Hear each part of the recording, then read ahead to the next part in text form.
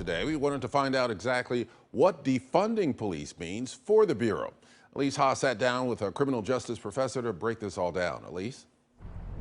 Can you hear the chants and you see the signs to defund the police? But a lot of people are asking, what exactly does that mean? And you're not alone, because when I talked to the criminology professor, he even says that this is a newer idea that has emerged following police misuse of force. So it's brought up talks about how cities and communities can find ways to avoid these hostile and deadly situations among civilians and police officers. So today, here at City Hall and in Portland, City Council is going to be voting on defunding or dissolving 2 units. That includes Portland Police's gun violence reduction team and the transit police, the ones that work on TriMet, because city council members argue that they disproportionately and negatively impact the Black community.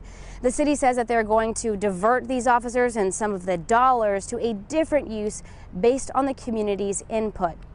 So I reached out to TriMet to see how this would impact them. They say that PPB is just one of a dozen agencies that they hire for policing their trains, and they do reimburse PPB. Mayor Wheeler told us on the phone yesterday that it is not the best use of 32 officers. He even talked about that when Chief Outlaw was chief. And so the current contract with TriMet ends at the end of this year, and the mayor says the city will not renew it. Already, the mayor has ended school resource officer program, and overall, the mayor says that they are pulling from several sources throughout the city and bureaus to reinvest $12 million to the Black and Indigenous communities. So I talked to a criminology professor and the chair at PSU to find out what it means to defund police in this way. He explains that at the root of it, it makes us ask ourselves, what do we want our police force to look like, including the size, the units, strategies, and training.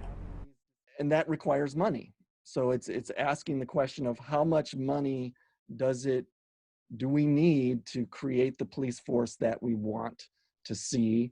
And I think this defunding of policing is using that money issue to leverage the types of changes that communities and constituents want to see in their local environment. Ultimately, Professor Rennauer says this boils down to a policy question. So he stresses that ideally in criminal justice, leaders are utilizing evidence and data to help drive policy decision making. And so from a criminology standpoint, he says that it makes sense that the city council is looking at PPB by focusing in on specific units. How do they help? How do they hurt? What can we change? What can we make better? And when I talked to the mayor yesterday and was listening in on his proposals, he sounded very confident that all of this would go through and that he has the support of city council. But he did throw out the caveat that anything could happen in the vote today. So Ken and Jenny will be watching it very closely. All right, thank you, Elise. And as we mentioned,